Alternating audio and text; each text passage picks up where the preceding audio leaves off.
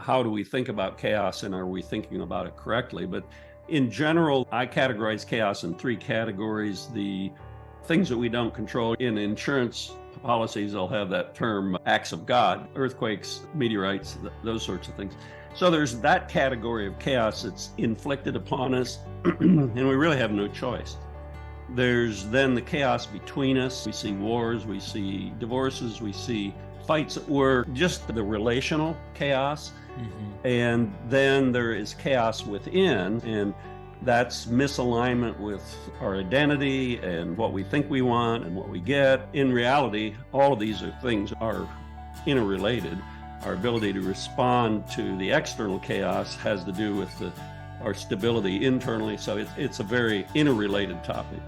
God makes us all different in what our natural abilities are and the experience He gives us. My particular worldview or mindset has been one of an engineer. I'm always trying to figure out how things work and why things happen the way they do. And it's just the way I am. It started at an early age. So when I look at the behavior of human beings, before I became a Christian, I looked for answers. Why do we do these things that are inconsistent? Why do I say I want this and do something else? And all these things lead to chaos, by the way. It leads to internal, it leads to relational.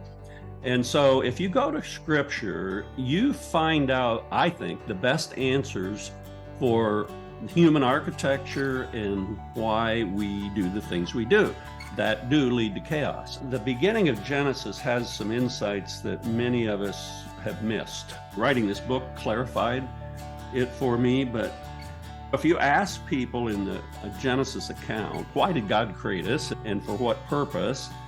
It says we're created to have dominion, which sounds the opposite of chaos. And it says we're created in God's image, and it says we're created male and female and have to multiply.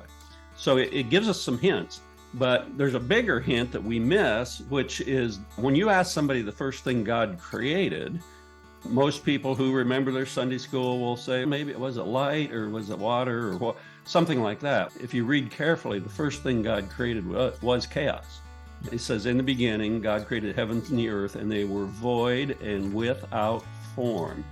They were in a chaotic state. And it's my premise as an engineer that God was revealing something to us. Just a few verses later, He says, we're made to be like Him in His image. And what He did was model for us what we're supposed to do. We're supposed to take chaos and bring order out of it. So when you wake up with that realization, and it really starts to penetrate, you begin to think of chaos differently. You begin to think it's not some oppressive thing, it is in fact our purpose. And then it begs the question, feel overwhelmed, what do I do about that?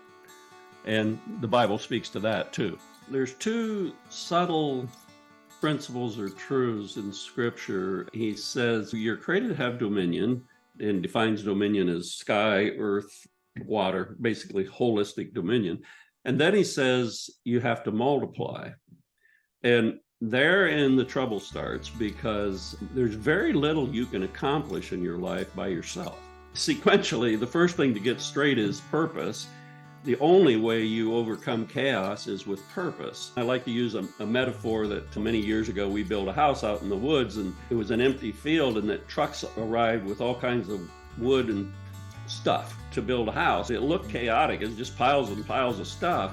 The only thing that brought order out of that piles of stuff was this guy standing there holding a blueprint. Until you have a blueprint, you have no clue what to do with all that piles of stuff. And so to think of the piles of stuff as the enemy is mistaken. The piles of stuff is the raw material. When we label things as chaos, what we're really admitting is we don't know what to do with the material that's in front of us. And that's a purpose problem.